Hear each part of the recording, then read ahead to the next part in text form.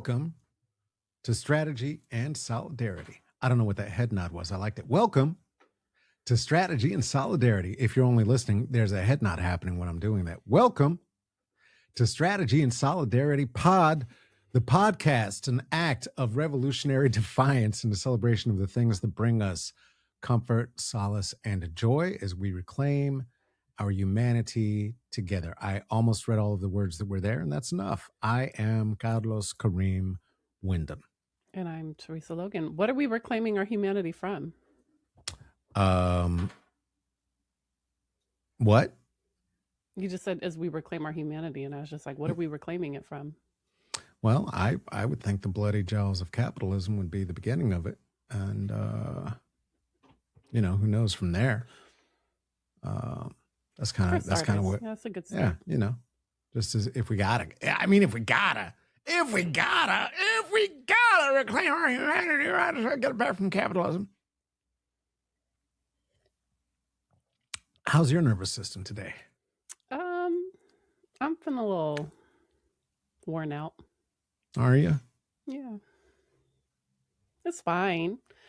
As I often say, if I ground myself in the material reality of this moment, we're housed and healthy. And, well, I think my kids are getting sick, and one of them wants me to go pick them up from school when we get done with recording this. The other one was sniffling in the car this morning. So, generally healthy. Maybe coming down with colds today. Sounds like you might have a little sniffle. Maybe. Yeah, it's exhausting, right? Like it takes me 2 hours to get my kids to school in the morning. We leave here at like 7:30. I don't get back till almost 9:30 most days because they're at 3 different schools and 3 different parts of the city, which are no longer anywhere near our new home because I didn't want to force my kids to change schools in the middle of the school year. And they all start at different times because the school district couldn't afford their buses. So they just made them all start at really different times. So the bus routes one bus driver could run a route for elementary school and middle school. But then that means I also, since the buses don't come get my kids because we live far away, have to drive those routes myself as well. And like, nobody else wants to clean the house or take care of things. And it's really just exhausting. It's like just the exhausting momness of life of like, yeah. It takes a village, but there is no village. It's just me and these kids in this house with my ex-husband living in the basement. But the more he stays down there, the better. So we're not co-parents. I'm the parent. He is the guest appearance by that shows up every now and then to bring some what do you call that? Like drama? A sitcom. Bring some drama or comic relief on good days or random groceries every now and then. I don't know. And then, the whole state of the world and all the things. I'm good. I will be fine. I'm much more resourced and privileged in this moment than many people. But every now and then you just got to take a minute and curl up in a ball and feel pity for yourself. Yeah. Got to have a big sulk. Got to. How's your nervous system doing? I'm doing pretty well today. I cannot begin to make sense of how or why, as life is doing life on my face without permission sometimes. But that's okay. Because it's doing it to everybody. I'm doing okay. I know that what I am doing is what I was sent here to do. I'm saying the words. I am being asked to go places to say the words. If when I am being appropriately compensated for saying the words again, that will make life much better and easier, as there will be other parts that are handled. But right now, today, I'm good. I got a cup of coffee with me. I had a number of calories that I put in my tongue. I went on a walk. I did a little dance. What else have I done today? That's about it. Oh, yeah. Monday moments. We had a little Monday moment. We had a little meditation. That was cute. Folks in the room again. Always love seeing that. Especially because they surprise me now. Because they show up late, so I come back out of the meditation, and then there's just people there, and it's like, what? Why are you looking at me? But it's it seems very invasive that they don't start with me, but they're there. And that feels good. Let's not discourage people from joining whenever they're able.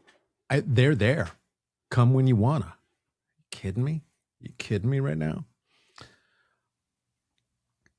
All right. Well, it's a rough moment for a lot of people. Everybody I know who's self-employed or runs a small business or works for any government agency that had layoffs or lost all their funding or nonprofit, like everybody's struggling right now. And I was just thinking about it. I think we were talking about this the other day. I was like, well, there's a way in which the so-called trickle-down economics does work, but it's only when there is money in the pockets of average people. Like when average people have money in their pockets, then we are able to spread that around and like support our friends and colleagues and invest in small businesses and do all those things. But right now it's just like gushing up economics of just every spare dime in our pockets being inhaled by the uber rich by forcing us to pay for things that we need to survive, and then they capture all that wealth, and then there's no more money left. Yeah, I don't know. no, there's not. What happens next? There's not. While I'll still, on the spiritual level and want to be mindful about counting my blessings and how much abundance I do still have in my life. Like, it is not an abundant resource time for most of us right now. No. And I think it's just important to remember that it's not a personal failing on every one of our parts. It's like the economy is collapsing, the empire is collapsing. That's not because you did something personally wrong. It's that we're getting caught up in the tidal wave of history. And I think that's generous. Doesn't work. I think that's generous. That the economy is collapsing. If we're being clear, right, the economy has been set ablaze by a clown who was sitting on top of the money and is trying to get all of the gangs in a warfare with each other so that he can fight Batman, is what it feels like is happening. The economy was doing what it was meant to do until, which wasn't great. Let's be clear. Was never a plan to actually keep anybody in a state of grace or comfort, but it is. It was meant to keep enough of us in enough comfort that we wouldn't care about all the people who were suffering not in comfort. No, That's no. What the previous from the 1940s. I would say from the 1940s, maybe. No.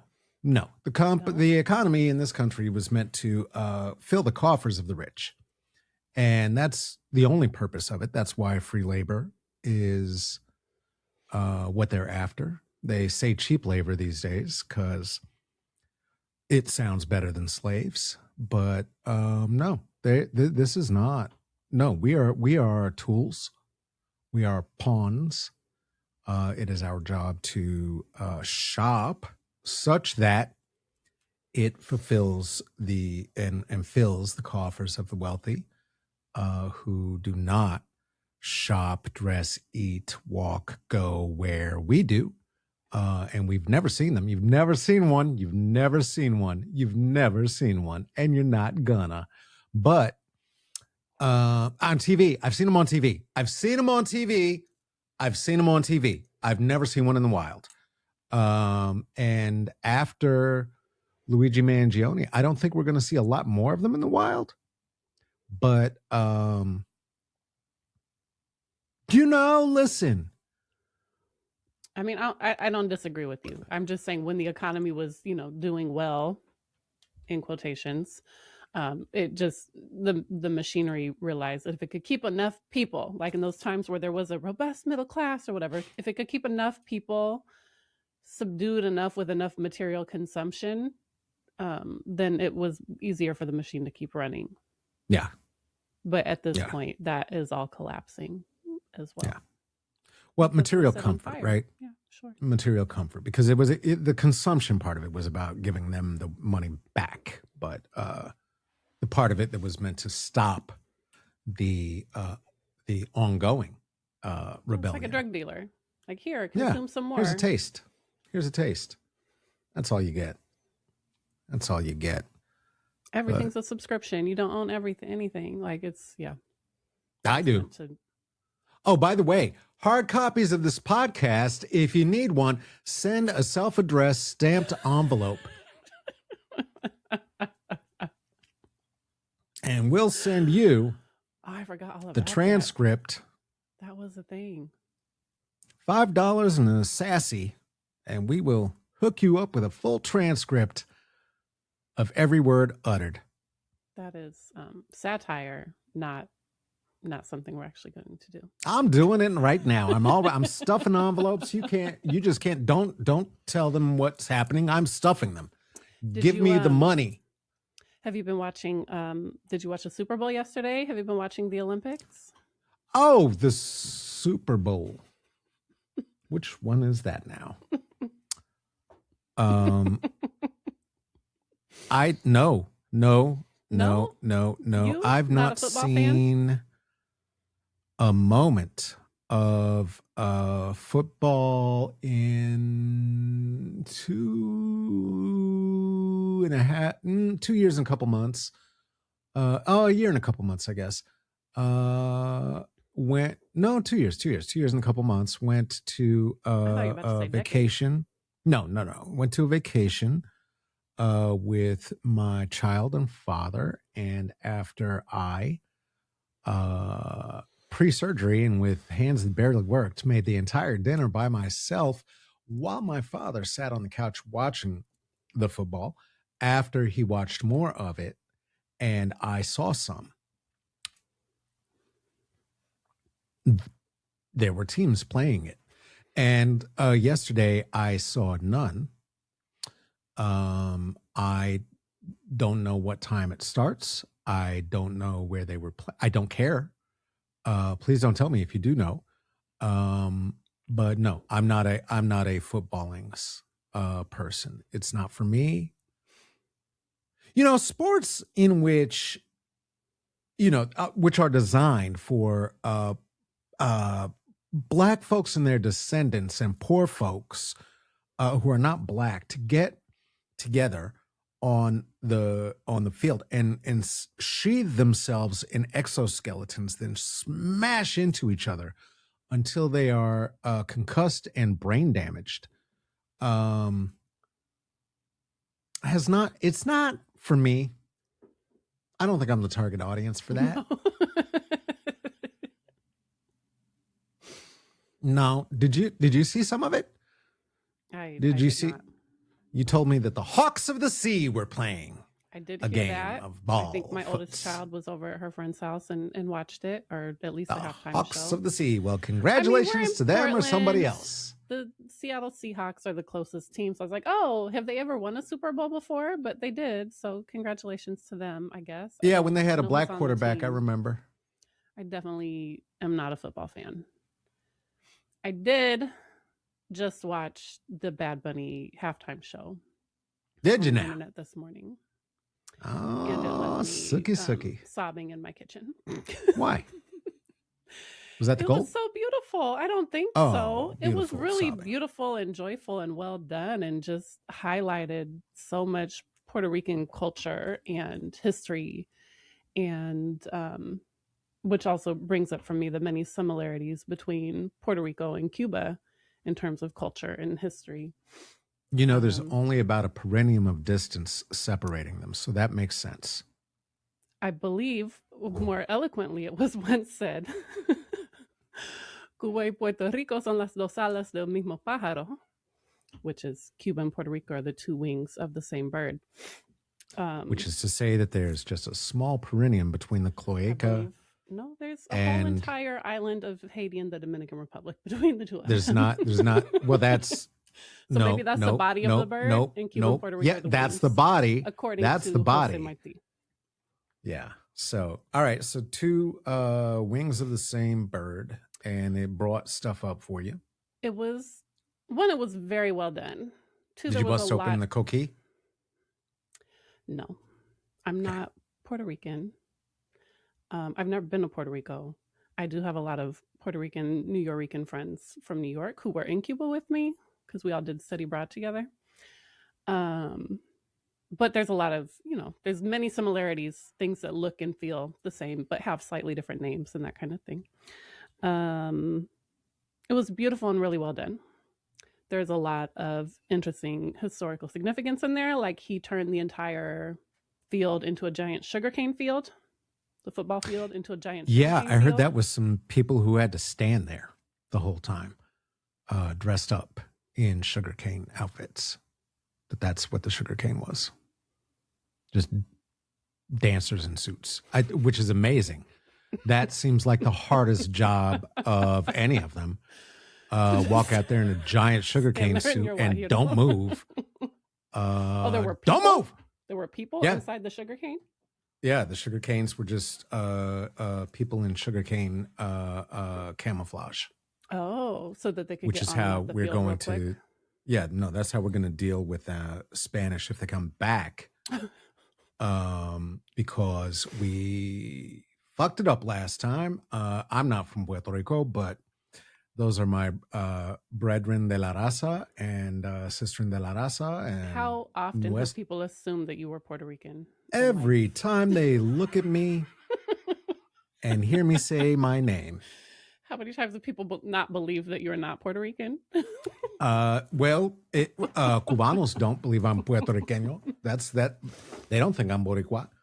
Or Puerto Rican. I once dated a Boricua, and I'll tell you, I went to public school, right?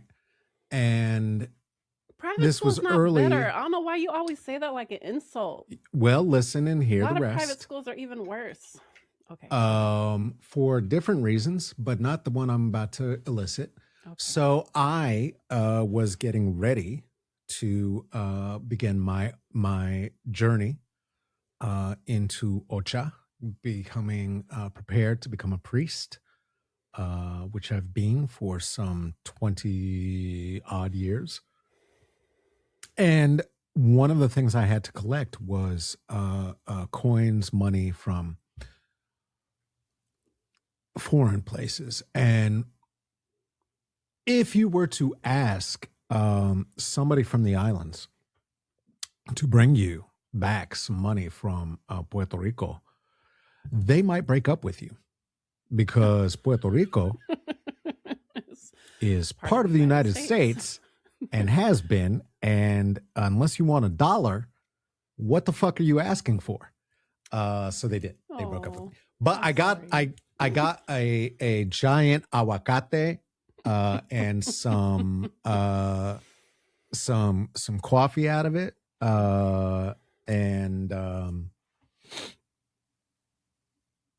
Yeah, so public school is not the place that would teach one that the truth of the matter is that there are 53 states, and four. Sorry, they don't have the rights of a state. They're not states. Oh well, not yet, but I mean, let's count them up. I mean, there's DC, Hawaii, Puerto Rico. Hawaii is a state. Guam. DC, Puerto Rico. Guam. Okay, DC, Puerto Rico, Guam. American Samoa. The Samoa. Who else are we trying to take? Oh, Greenland. Greenland is ours. No. Let's not forget Greenland. I gotta forget about Greenland. It's mine. Correct. No, okay. It's not. Okay. Hawaii is absolutely a state and has representation in Congress with a vote. People in Puerto Rico have like a liaison. They get to elect someone to go and like watch what happens at Congress as an observer, but they do not have a vote. That's nor do like the other DC. U.S. territories, Too nor many does black Washington, people D.C. there. Too many black people. Can't have them voting. Yucky. Okay. But yeah, no. It's it is a conundrum, right? Because then you see your your Donald Jamila Trumps and your Jake Pauls saying that Puerto Ricans are not Americans. And what I love about that the best is that Donald Trump is married to a woman from East Europe, where every one of his wives has been from, all of them doing jobs to meet him. And that we've got so many not Elon Musk is not American, I believe and they're both naturalized citizens at this point. well, I mean, Well, we're not. I mean, but is I'm it not true? gonna. Is that They're right? both naturalized citizens. There's If no we're such gonna thing as question their naturalized citizens anymore. No, we're not gonna go. Yes, there absolutely is. Not unless you pay for a gold card. Ask Nicki Minaj. Nicki did. What they're trying to was make told true that and what is her gold actually card. true are different things. Yeah, no, she found out that her gold card was a scam. She doesn't have one, and evidently, the anchor babies are only an issue if they are darker than paper. The rest of them, those are fine. I'm gonna posit though that if it is somehow legal that these slave catchers are doing what they do, then naturalized citizens aren't really a thing, and so they can't be naturalized citizens. It's like saying that there's money. I mean, it existed, but is there? Come on. When was the last time you saw a penny? I'm not buying into conservative, violent propaganda around narratives that naturalized citizenship does not count. Absolutely counts. All right. So market. Are they trying to strip people of it? Different question. But going in and buying into and then spreading their Teresa Logan around, says Elon Musk is king. No. Market. Not what I said. Not at all what I said. Not at all. No, not at all. Anyway, sugarcane field, which thinking about the history of the Caribbean, and we talk about what are we talking about? Tobacco, but the Caribbean just became the vice factory of the world, right? That's where Jeff got an island. There's no bigger addiction in the world than sugar, and how sugarcane in particular has shaped the history of the Caribbean and the world to fuel our addiction to sugar.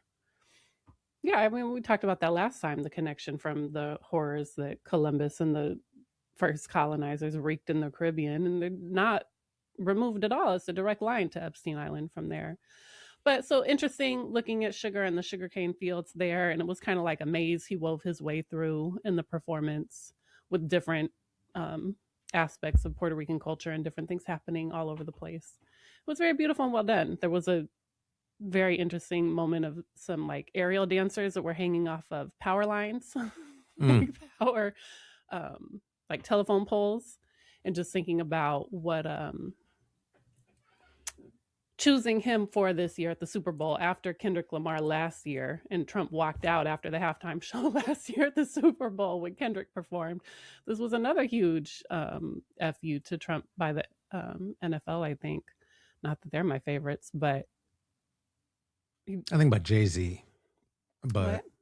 I think by Jay-Z, who runs the halftime show and has since Kendrick, well, since Beyonce, but since Kendrick got there. Okay. But yeah, no, that's a great fuck you. I mean, especially considering that the last time Trump had a major interaction with Puerto Rico, he was throwing paper towels, bounty at them, throwing bounty wipes at them. After, yeah. Well, I mean, and that's the whole thing. Like looking at the power lines that they're dancing off of. I mean, everybody was there a giant roll of bounty on the stage someplace? There was not. No, it wasn't about him. They should have Um, shot bounty into the white people in the crowd. You know what I mean? Like out of like t-shirt guns. why would we make a moment of joy and celebration about that vile cartoon villain? Oh, we're just giving it back. We just didn't need it. It Everything don't turned need to out. be about him. Okay, that's fair. You were saying. Um, I was saying something. Power lines, because of the devastation that that hurricane wreaked in Puerto Rico and how many people Yeah. had to leave and how long they were without and still rebuilding the infrastructure. And that, just seeing all of that celebrated on stage, but then also knowing what Puerto Rico's been going through, especially since that hurricane during his first term, knowing what Cuba is going through right now, knowing the price that the Caribbean has paid for ever standing up to your U.S. imperialism, or not standing up to, whatever, just kind of the way Well, they tried, you know. and what price did they pay for that? No, you're right. Yeah. I'm with you. I'm with Everybody you. I'm with you. tried. Everybody tried. They gave it a shot. Haiti won. We talk about, oh, the U.S. was, no, we were not the first independent nation. Haiti was the first independent nation in the colonial era.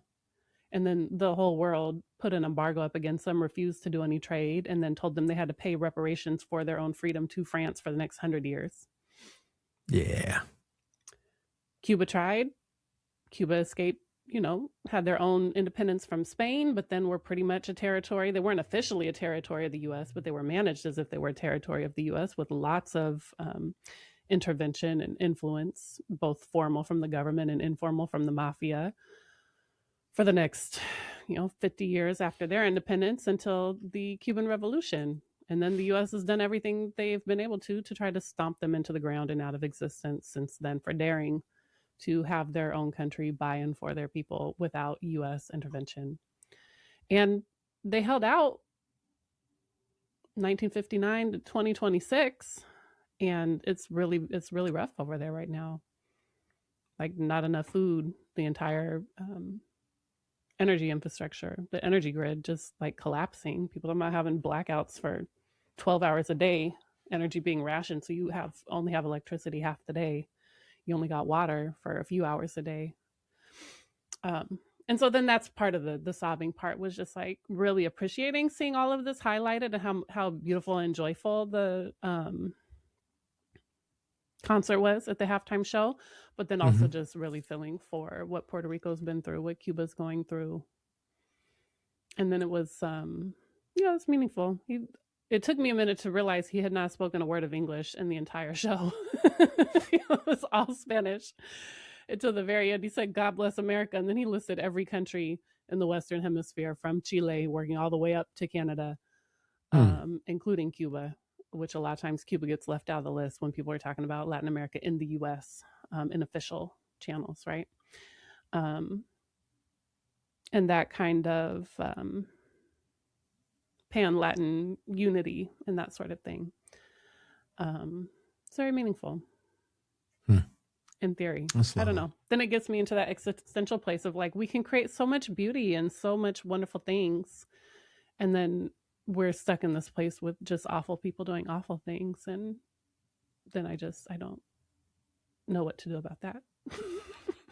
Yeah, well, that is fair. I did not get to watch the concert as it was shoved in the middle of a game of Americana that I missed. I just watched it on the internet this morning. I didn't watch the Super Bowl.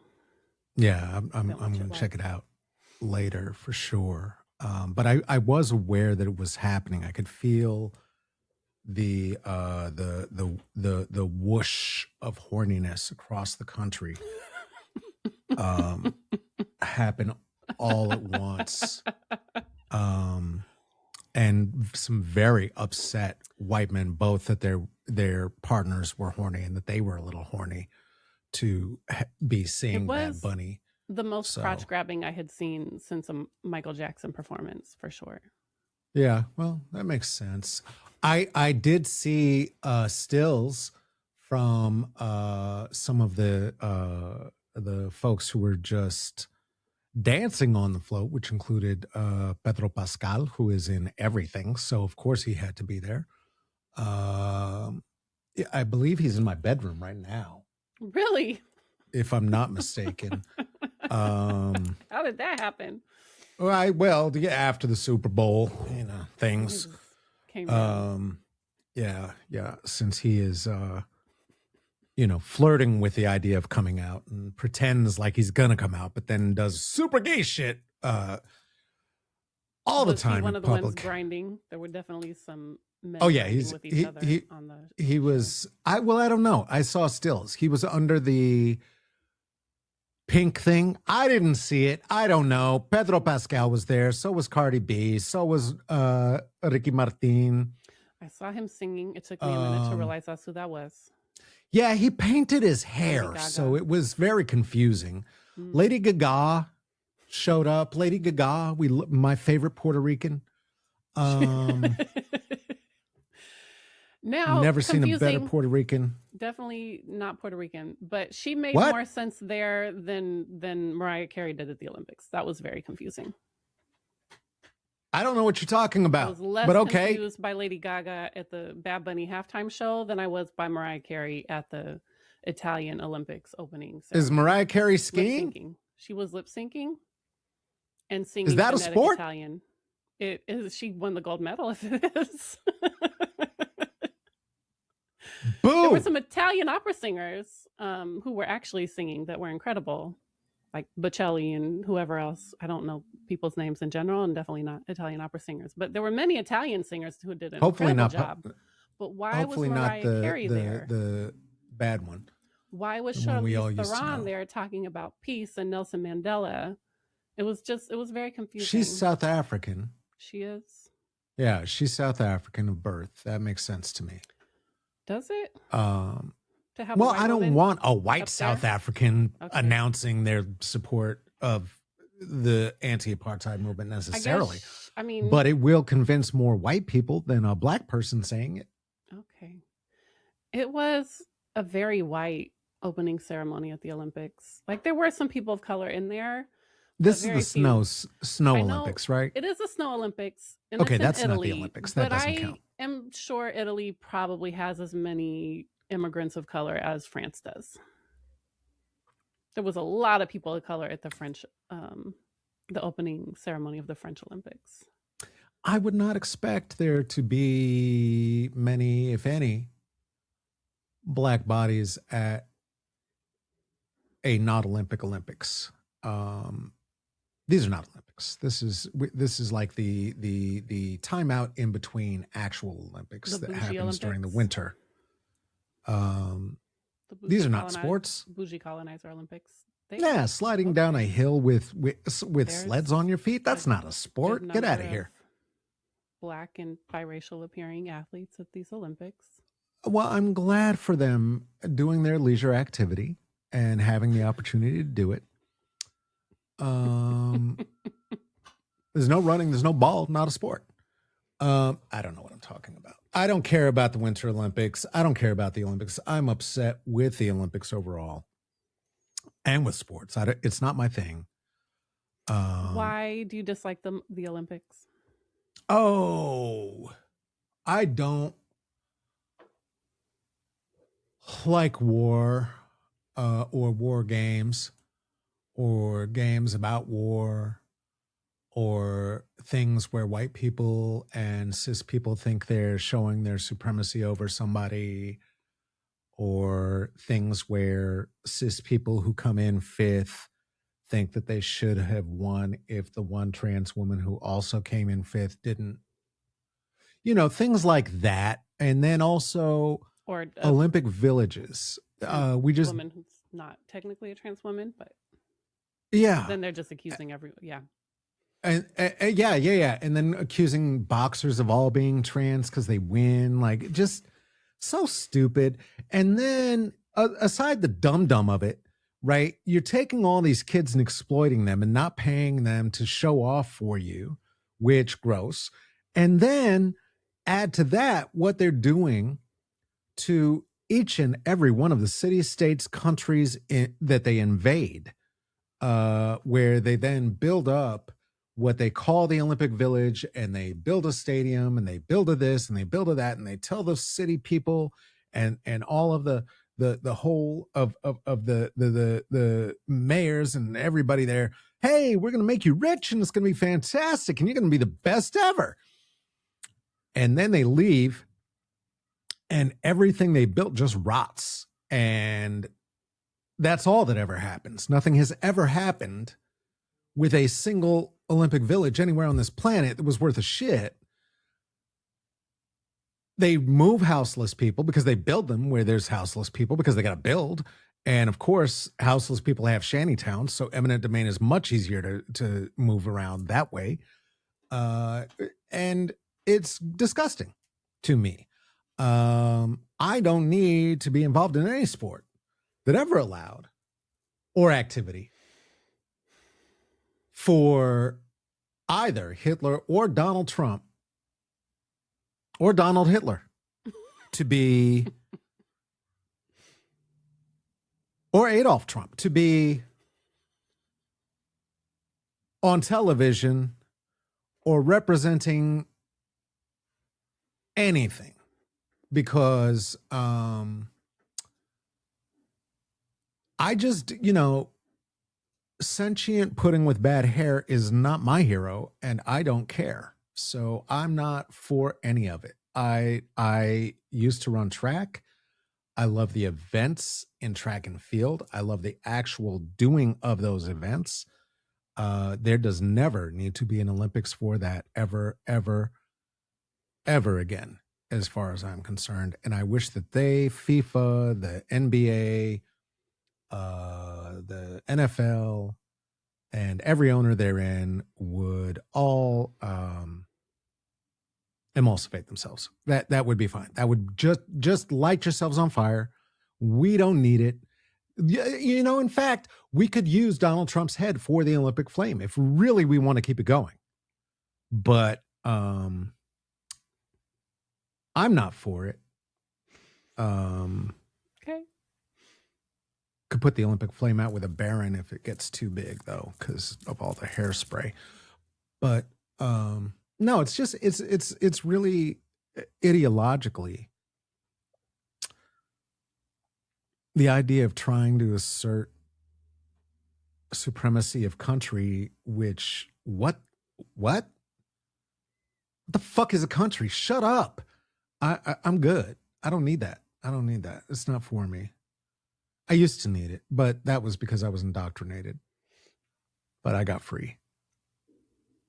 So it's the environmental and economic costs to host countries, and it feels like a war game. The social costs. That breeds nationalism. Well, it doesn't feel like that's what it's designed to be. That's the purpose of it. It's war games. That's exactly what it is. The sports come from activities in war. They're meant to prove who is the most skilled with your javelin, your running, your swimming, your whatever it is, shooting, your whatever, name it. Skiing down a mountain, snowboarding, breakdancing. To shoot and breakdancing. That's never been in the Olympics. Shut up. It was in the Olympics. Last Olympics. No. Nope. Don't believe it. Don't believe it. Don't believe it. I heard there was a play about an Australian lady who rigged a way to get in the Olympics by pretending they were breakdancing while wiggling around the floor and doing kangaroo steps. But there's never been an Olympic breakdancer. Get the fuck out of here. Focusing on her then and now kind of erases all the other people who were there. Why are you gaslighting me? I'm not. There's not breakdancing. The one terrible person was not representative of all the people who were there. Anyway, who was your favorite breakdancer? If it wasn't Ray Gun, okay. I don't remember. I'm not a breakdancer fan like that. But I remember reading things from people who were more involved at the time and being upset that all the attention was going to the one unqualified person who was white who was there instead of all the many qualified and talented people of color who were also participating. Okay, breakdancing again, not a sport. So I don't get why it's there. I don't get it. It was confusing for sure. I don't get it. They've been trying to do that since the Seoul Olympics. I do remember that. They tried that in the Seoul Olympics in 1980. What was that? Oh, 4. really? Oh, wow. Yeah, after Beat Street came out, Lee from Beat Street was on the cover of Newsweek that year. I remember that. And I remember that was the same summer they were gearing up for it, about whether to vote on breakdancing, that Tom Cruise's Risky Business and came into theaters, and that's just a fact. It doesn't have anything to do with anything. Okay. I mean, I suppose if I was going to be generous, and I don't disagree with your critique on these points, I think there'd be something to be said for replacing actual war with like athletic competition. I think that would be better than actual war. Unfortunately, it's not stopping people from actual war right now. Like Russia's not participating in the Olympics again because of the war in Ukraine, but the US is, even though we invaded Venezuela, and Israel is there, even though they're actively committing genocide against Palestinians. So that part is confusing, and it doesn't seem like it's Is living it up to whatever confusing? that ideal that they claim that it's about is. No, because it really was started for Europeans to just Yeah, don't say assert it's their not dominance confusing. with each other. It's gross. Well, listen, let's do this. Let's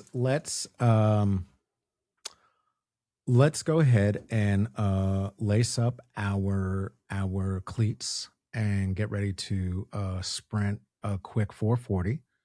We'll go around the track a couple times, and then we'll come back after breaking Usain Bolt's record, and get a little bit more of this good stuff here. Sounds good. All righty.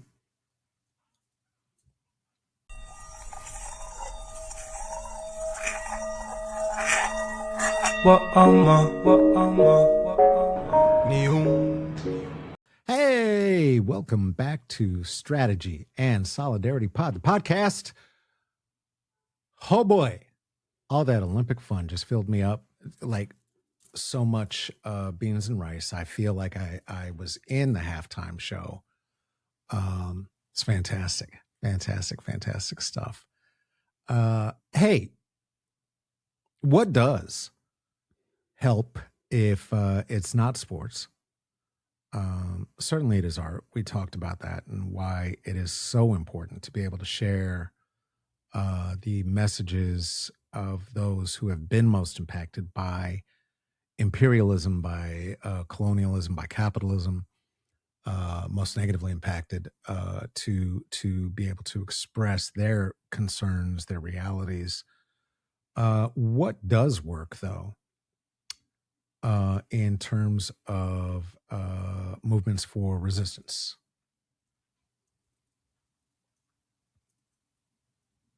But what do you mean? Well, that was my Or you tell me. very subtle segue into you could always join us at the trainings that we are offering all this week. If you're hearing this on Thursday, that means that it is happening for the second time live this morning.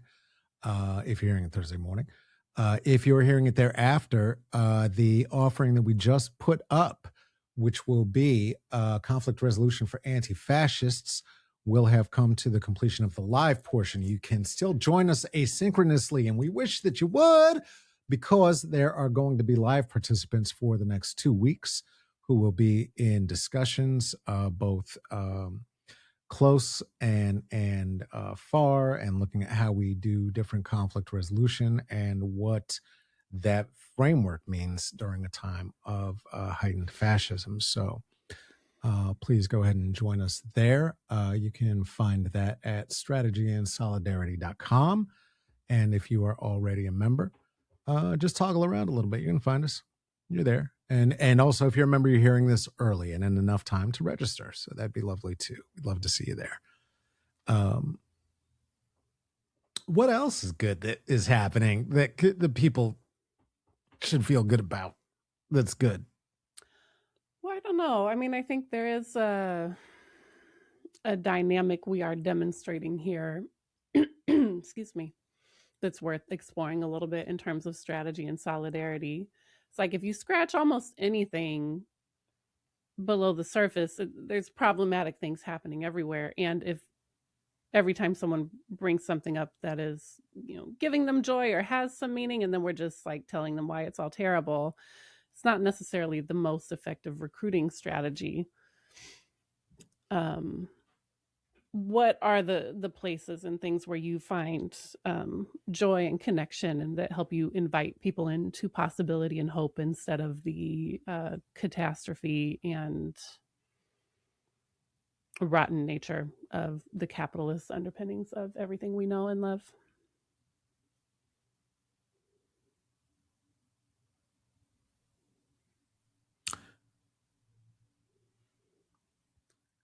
For listeners, your podcast is working. I'm thinking. Say that again. Like, I don't disagree with any of the critiques you just offered, right? And I know there were times where I had been, especially when I was younger, that I was bought into the propaganda, and I really believed, I like seeing all the people from different countries. I like learning about athletes from different places. I like these ideas, and I think there could be something redeemable in there. And I hear the critique and understand the history of how problematic they are. I don't know if like everything that you find interesting or fun or joyful or meaning, just pointing out all the problematic nature of those things is the most effective recruiting strategy onto our side.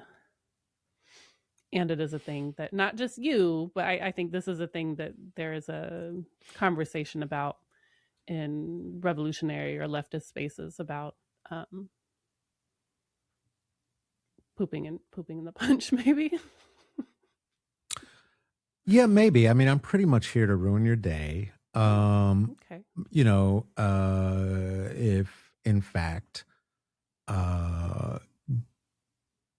getting out to bed, body and bath, or is that a thing? I don't know.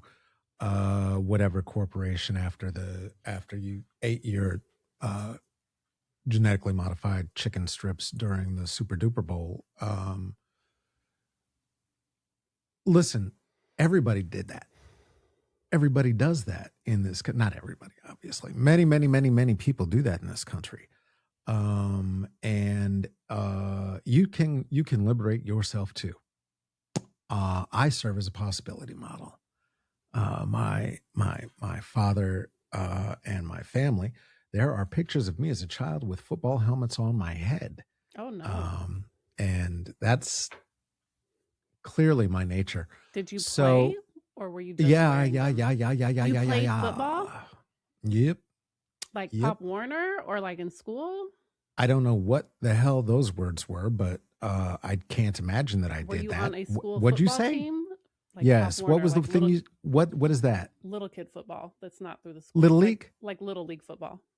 Yeah. I did that, and then I played in junior high for a very short time. I can't imagine you in that setting. Did not enjoy it. It smells very contrary bad. to your nature. Well, I got to hit people, so I liked that. Oh, okay. Then because I didn't have a better channel for my feels.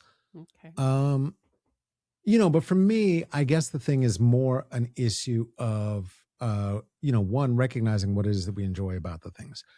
It's all of which you spoke to, right? Yeah. All of which I'm still very interested in. I am absolutely going to look at the Bad Bunny concert. I'm telling you, the wave of warmth and humidity and horniness that came over me from across the country. Serious? Are you making a joke?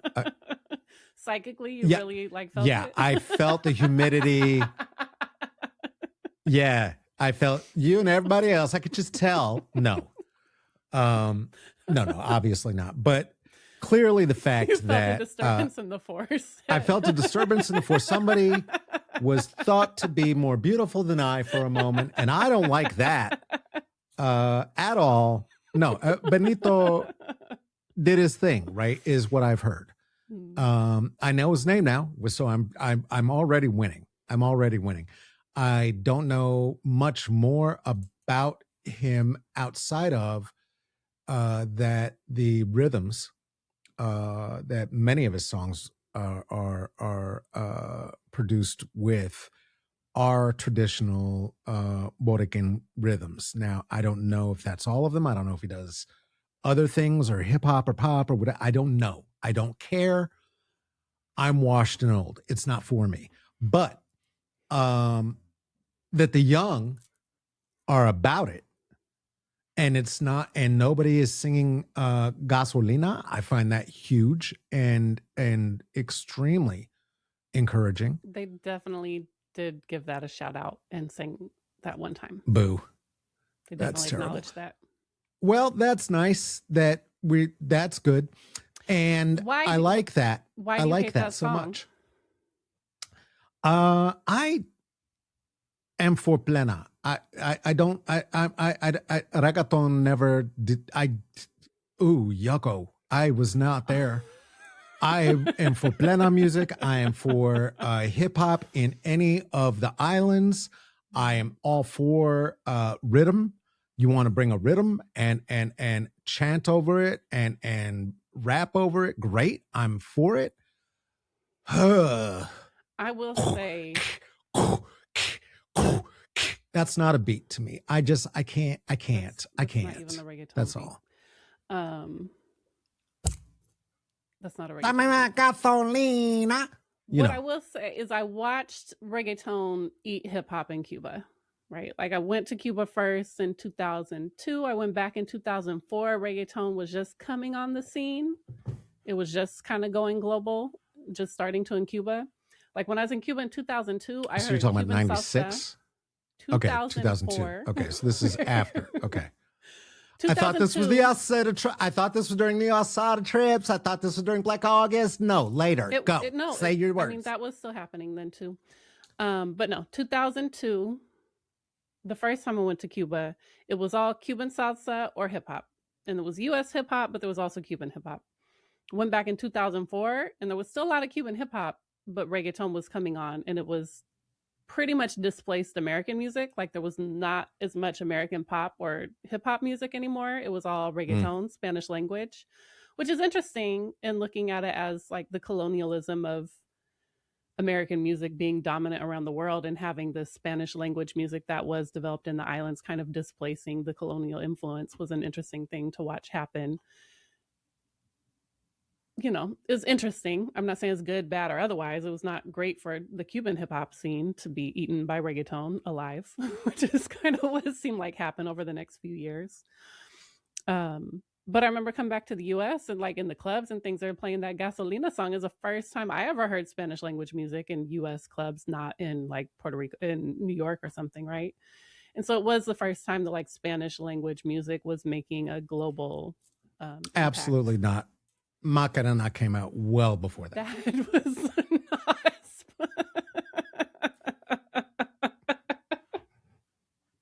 I think those dudes, they were like Spanish. Right? One, give me two, give me three, Macarena. And it wasn't in Spanish.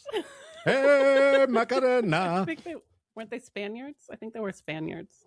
Yeah. That's not the same. Yeah. Not the same. Reggaeton is very Julio danceable. Iglesias existed. Very danceable. But he was and, not getting... And Enrique.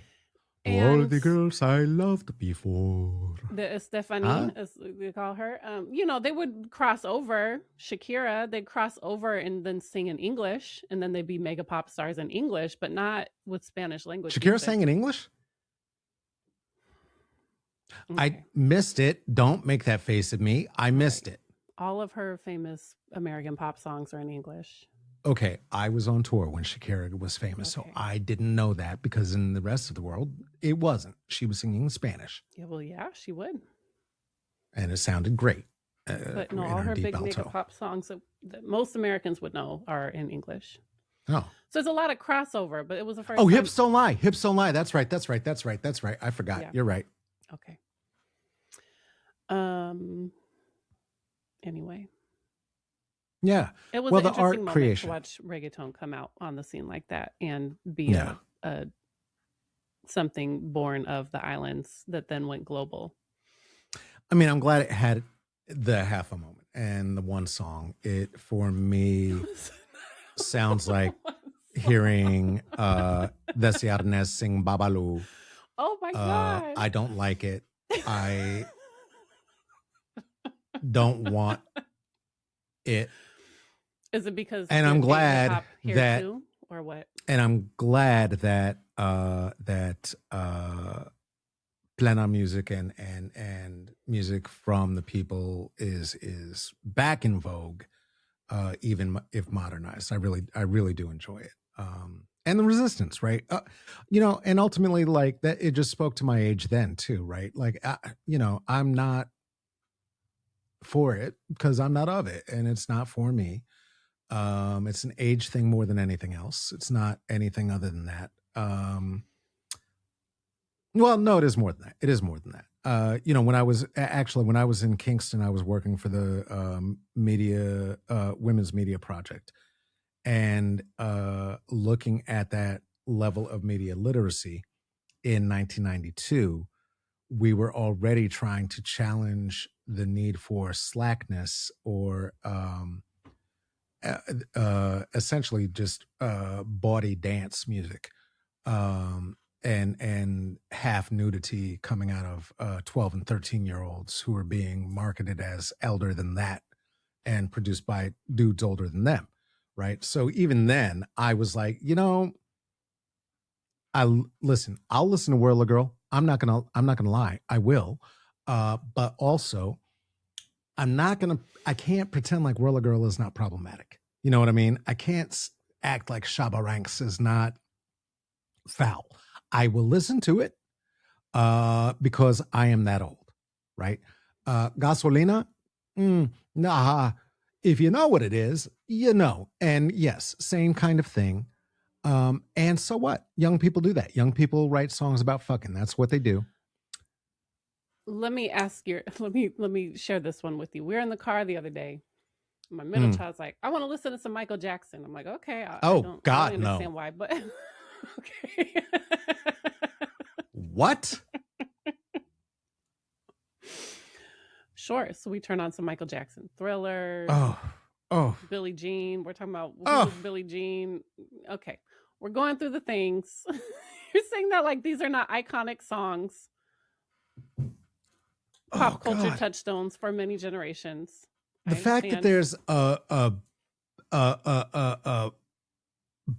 biopic directed by Antoine Fuqua, starring Coleman fucking Domingo,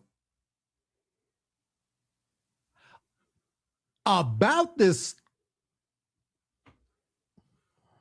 the most famous child abuser on the planet.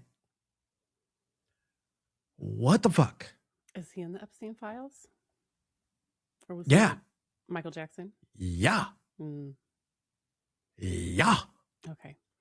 Anyway, And let me finish other the story. things that we already know. And other things we So already know. no, I don't. Very No, fair. no. I'm not for any. I no more than I want to hear Elvis. No more than I want to So hear Whirl a Girl, no, yes. Michael no. Jackson, no. Whirl a Girl, yes. Michael Jackson, no. Whirl a Girl were 17-year-old girls who were trying to get famous. Michael Jackson, if I hear anything from him past Off the Wall, all I can hear is little boys weeping. If I hear anything prior to Off the Wall, all I can hear is Joe Jackson's belt slapping on black asses. I don't need it. Barry Gordy was a pimp. Fuck it all. No. No. How have you I mean, there was more to my story, but how have you reconciled that with how important he was to you in your childhood?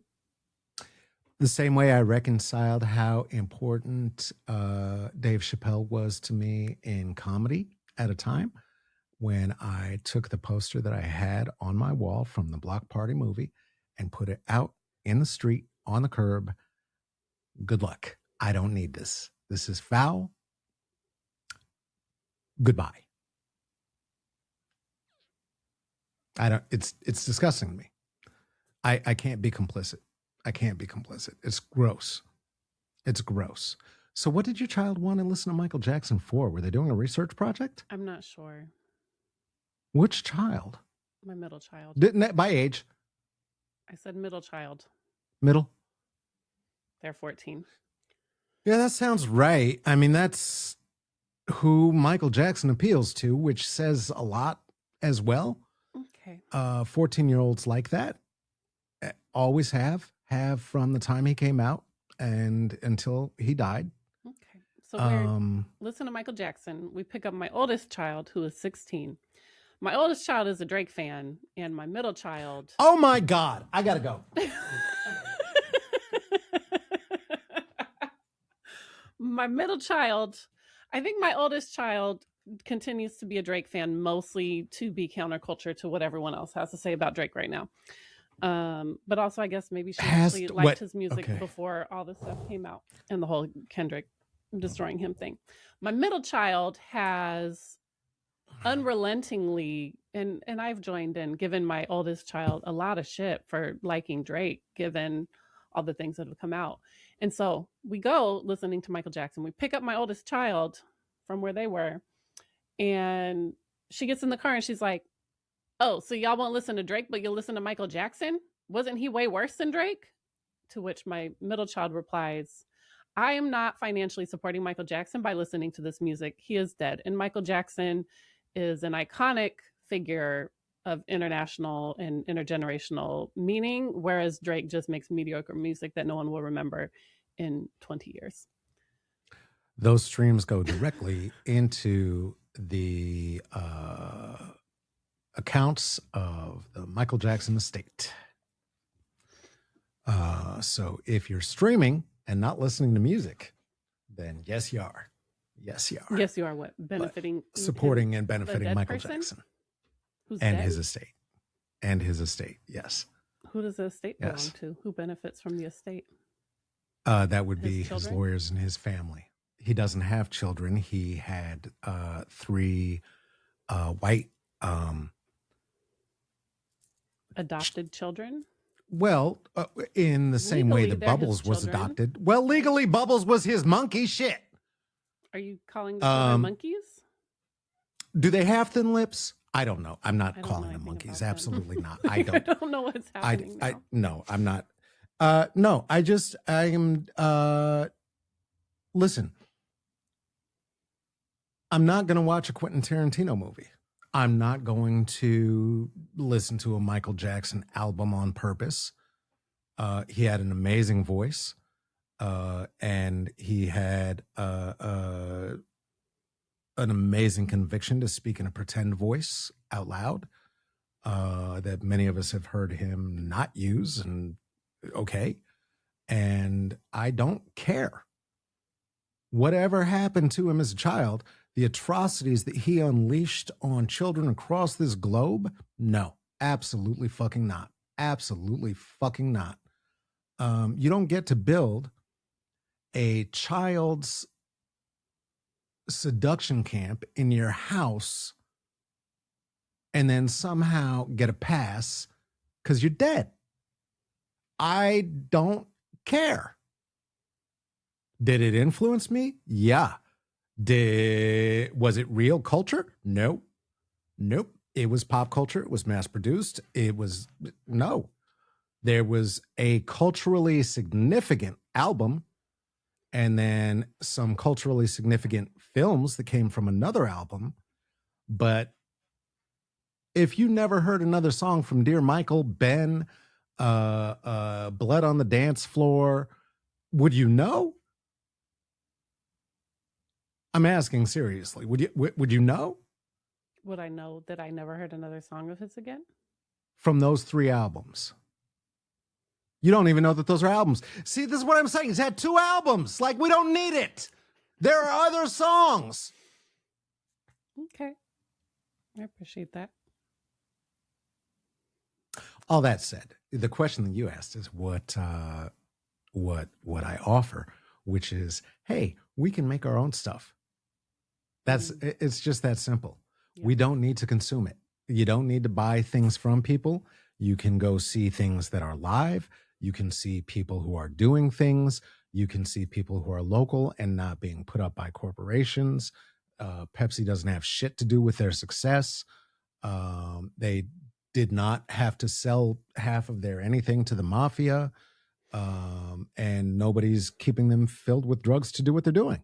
Like that exists in this day and age, and the entirety of the systems that are meant to placate and serve as opiates uh, for people. I don't. I don't know. I mean, kids don't watch movies anymore. What the fuck? I don't. I don't need Michael Jackson in my world. I don't. I don't need it at all. At all. Well, my kids are both Scorpios, and they did not let this argument go. No. Oh, it's because we were on our way to see The Wiz. I think that's what prompted the Michael Jackson. We were on our way to see The Wiz. I think that is what prompted them to want to listen to Michael Jackson.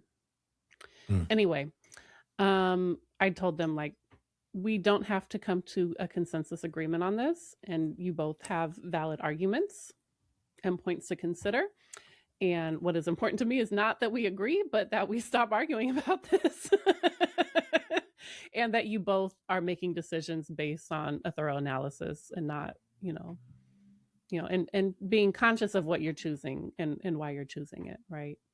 So Yeah. like if you're going to engage with something you know is problematic, then have thought through why you're doing it and have it not just be an excuse for why it's okay, but like why, I'm going to engage with this thing even though I know it's problematic on this level.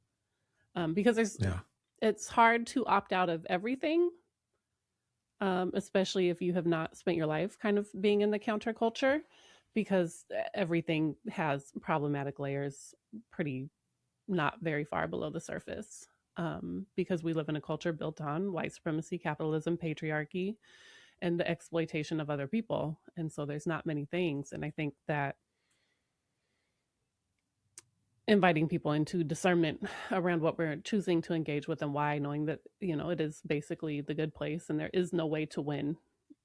If you're carrying a phone around in your pocket, there's people being exploited to provide you with that phone.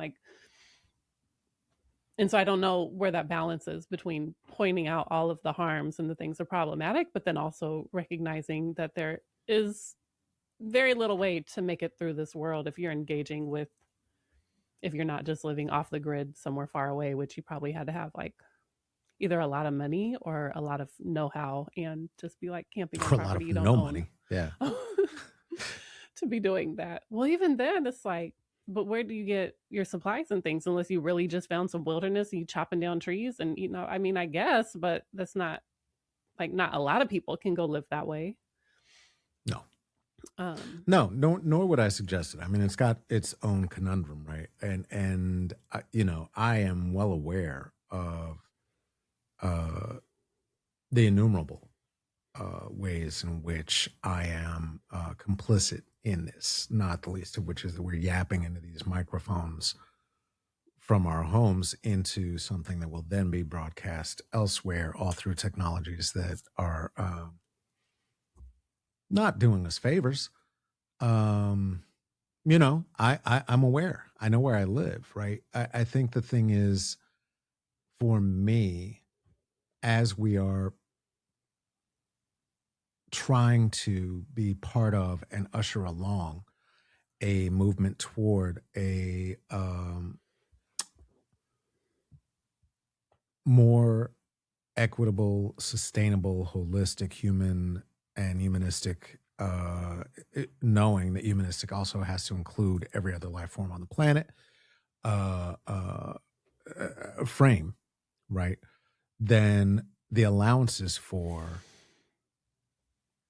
these things of the past, these eras, icons, all of whom were soiled by the system itself, if not created by it and for it. I think one of the things that starts to happen for me is to extricate myself from that to the degree that I am able, knowing that I don't ever get away, right? Like if I hear MJ in the stores, it's impossible for me not to hum. Like that's not going to happen, right? Um, I have chosen to not delve more deeply into the life of Prince. I have chosen not to look too deeply into the life of young David Bowie. I don't want to know what all happened to Michel Basquiat that led him to hanging out with Madonna and Andy Warhol as his people. Doesn't seem good, but I also know that I can't just sit and watch people make Macklemore-ish choices in their consumption and feel okay, right? I mean, now kids, hey, listen, I would never fight with either one of your children about if they want to listen to this bullshit. That's what it's for, as I said. That's who it's for. Okay. And Michael's shit happened when I was exactly that age. So and there were only 3 superstars on the planet. So I mean, it's just what it was. Um, I truly wish that living in both provincial and nomadic circumstances that were not broadcast such that we were able to share and teach one another about the expanse of humanity and the beauty therein in all of the languages, cultures, colors, art, food, um, knowing that what we're talking about in that case is what grows where you live, right? Like, what do you all eat? You don't get coffee. What do you work with? These sorts of things. It would be a huge sacrifice. I'm not saying that it's going to happen tomorrow, but that if we were able to, and the closer I am able to get to accepting and embracing my own reality, the less I need to spend time either in fetishization or idolatry of a system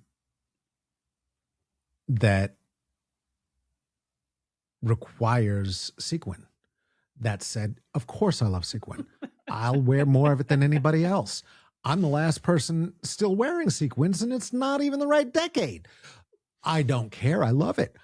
But I know where that comes from, right? I know that's not from a healthy place. I know that comes from you got to be shiny, you got to be da, da, da, da, da. And that those materialist parts of my own existence are the parts that I am continually most challenged by, right? That digging into the spiritual, digging into the acceptance of self allows for digging into the acceptance of others and reaching for the acceptance of others.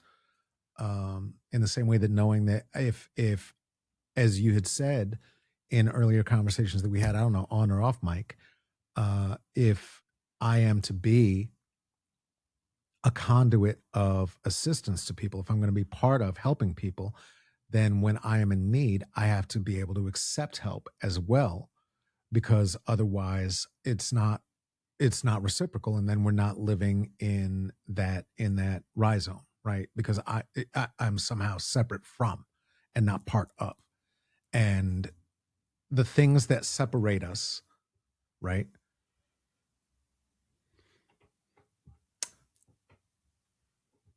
The idolization of sports idols, the idolization of brilliant artists, the idolization or need to um,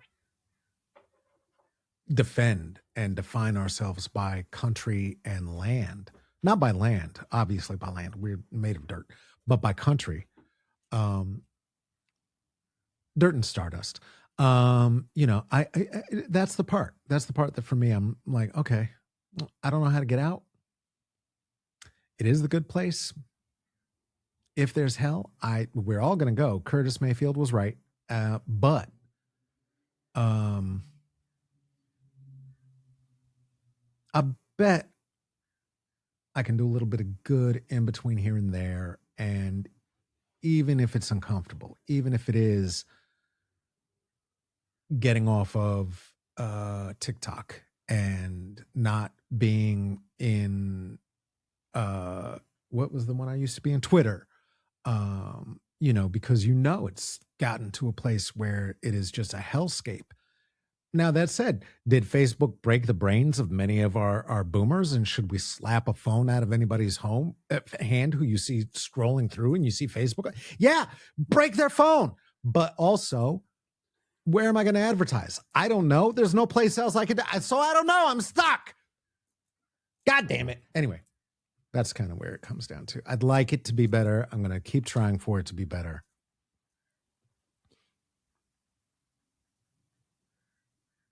And part of it does mean trying to encourage people to get away from propaganda and pop music and just only because of the commercialization of it, not because of, a popular song. Great. Have a popular song. I love a popular song all day. But if it's for the purpose of propaganda, no, I'm good. I don't need that. It's a lot of spells of codependency as well. I do give my 16-year-old a hard time about listening to a lot of the same music that I listened to when I was 16, because they're into 90s R&B now, this generation. It's very strange because the teenagers are listening to what I listened to when I was a teenager. Which is not what I was doing when I was 16. I was not listening to what my mom listened to as a teenager. I did, but that was me. Did you? What'd you listen to? Oh, I was listening. Nothing great. Chuck Berry and Little Richard, and yeah. But I do give her a hard time, and I'll even sing along to some of the songs because I can't help myself, because I know all the songs word for word. I could sing albums cover to cover when I was that age. I had them on tape cassette or CD, and so that nostalgia. I hadn't had them on album, and then I have to tell my daughter. I give her a hard time. I'm like, some of this is partially to blame for why I stayed with your father so long.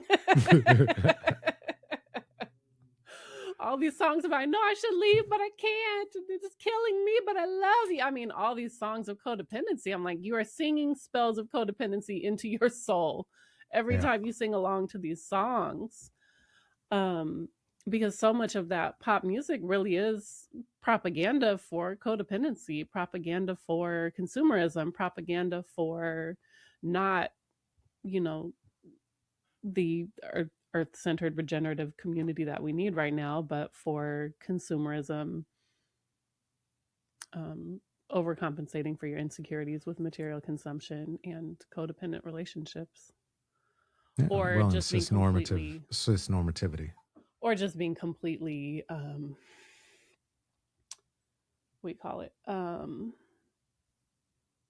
completely Coked extractive in relationships and not having much care or concern for other human beings and how they're impacted by your interactions with them. Yeah. So I invite them to think about it, and they don't appreciate it, but maybe later in life they will. They will. So far, they make a lot better choices than I do. They seem to be much smarter and less prone to manipulation and codependence than I was. Yeah. And dancing is dancing at the end of the day. And, the thing is that the songs are subliminal, and we're overriding the subliminal messages in those songs now. So we can hope. But yeah, we're, in parenting, we are overriding those subliminal messages, right? They're not that subliminal. They're pretty just explicit. Well, by subliminal, I mean you're dancing. You're not sitting there listening to music. Like you're moving your body. Like, feel the beat of the rhythm of the night. Like, how many goddamn songs? Girl. Who are you talking about, motherfucker? Girl is not her name. Ugh, gross. Anyway, hey, this was fun, huh? Always. Oh man, what a kick in the pants. I do hope that. They were dancing their asses off in the Bad Bunny halftime show. It was very fun to I watch. bet they That many were. people had so many dancers all just dancing their asses off, all colors of the Crayola skin tone box of colors, but mostly in the brown and beige Okay. category. Well, good. I am going to look at it. I'm going to check it out. And yeah, we've been yapping a long time. That's about enough of this. I'll talk to you later. Sounds good. Hey, Teresa, where can people find you if they wanted to do that? You can find me on the social media platforms at TMC Logan, and you can find us at strategyindsolidarity.org. If you want to come join the community, get into the live conversations with us, and consider joining us for conflict resolution for anti-fascists. Absolutely. And you can look me up just simply on the intranet. I will be found at many different socials. At Instagram, I am El Caballo Negrito. For the English speaking amongst you, that translates literally to I don't like mayonnaise. I'm on Upscroll. If you're ready to upscroll and get off of that ticking and talking, join me over there. I don't know. There's a bunch of seem to be Middle Eastern people. I don't. It's like when we all try to get off TikTok and then we were all on some app in China. I think we're all on some app in Saudi Arabia. It's not better. Don't join me there. Oh, yeah, it's bad. All right. Thank you to clearly not a paid promotion. Yeah, no. Although, you know what? Upscroll, if you want to sponsor us, I love Upscroll. Thank you to Imani for the use of the intro and outro song, Love of the Earth. Thank you to everybody at strategyindsolidarity.org for making this here thing possible. Thank you to you for putting this in your ear holes. And now we are going to talk to you later. Take good care of yourselves out there.